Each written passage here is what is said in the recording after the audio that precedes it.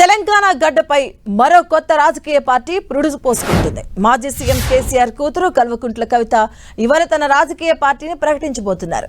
మేడ్చల్ జిల్లా మునీరాబాద్ లో 50,000 మందితో ఏర్పాటు చేస్తున్న సభలో కవిత తన పార్టీ పేరును ప్రకటించడంతో పాటు జెండాను ఆవిష్కరించబోతున్నారు. కవిత పార్టీ పేరు, ఎజెండా తదితర అంశాలపై తెలంగాణ రాజకీయ వర్గాలతో పాటుగా సామాన్య ప్రజల్లోనూ ఆసక్తి నెలకొంది.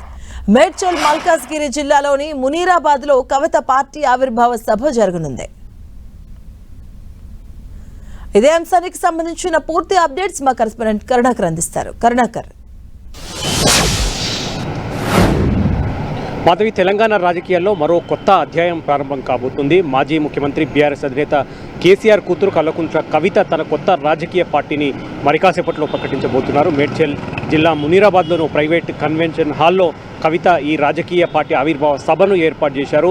భారీ ఎత్తున సభకు ఏర్పాట్లు జరిగాయి. రాష్ట్రం నలుమూలల నుంచి ఈ ఆవిర్భావ సభ కోసం దాదాపు 50,000 మంది వచ్చేలా జన సమీకరణ కోసం ఏర్పాట్లు చేసిన పరిస్థితిని మనం చూస్తున్నాం. మరి కాసేపట్లో కవిత బంజారాహిల్స్లోని తన నివాసం నుంచి బయలుదేరి అసెంబ్లీ ఎదురుగా ఉన్న గన్ పార్క్కు చేరుకుంటారు. సరిగ్గా 8:30కి గన్ పార్క్ దగ్గర ఆమె అమరవీరుల స్తూపం దగ్గర నివాళులు అర్పించి అక్కడి నుంచి బయలుదేరి మేడ్చల్ జిల్లా మునీరాబాద్కు చేరుకుంటారు. 10 గంటల సమయానికి, సరిగ్గా ముహూర్తం సమయానికి కవిత తన రాజకీయ పార్టీ పేరును ప్రకటించడంతో పాటు పార్టీ జెండాను ఆవిష్కరిస్తారు. ఎజెండా గురించి దాదాపు గంటన్నర పాటు ఆమె ప్రసంగించే అవకాశం కనిపిస్తుంది.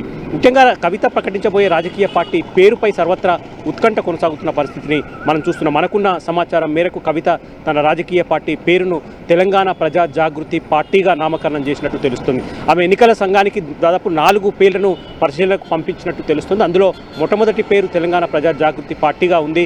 ఇక రెండవది తెలంగాణ ప్రజా వికాస్ సమితి కావచ్చు, మూడవ పేరు సర్వోదయ తెలంగాణ కావచ్చు, 4వ పేరు ఆమె 20 ఏళ్లుగా నిర్వహిస్తూ వస్తున్న స్వచ్ఛంద సంస్థ పేరే తెలంగాణ జాగృతినే తెలంగాణ జాగృతి పార్టీగా నామకరణం చేసే అవకాశాలు చాలా స్పష్టంగా కనిపిస్తున్నాయి. కాబట్టి ఫైనల్గా ఆమె తెలంగాణ ప్రజా జాగృతి పేరునే ఫైనల్గా ఆమె పార్టీ పేరు ఉండే అవకాశం ఎక్కువగా కనిపిస్తుంది. కాబట్టి సరిగ్గా ముహూర్తం సమయం 10 గంటలకి కవిత కన్వెన్షన్ సెంటర్లో ఆమె అందరి సుమారు 50,000 మంది జన సమీకరణ మధ్య ఆమె పార్టీ పేరును ప్రకటించడంతో పాటు జెండాను ఆవిష్కరిస్తారు.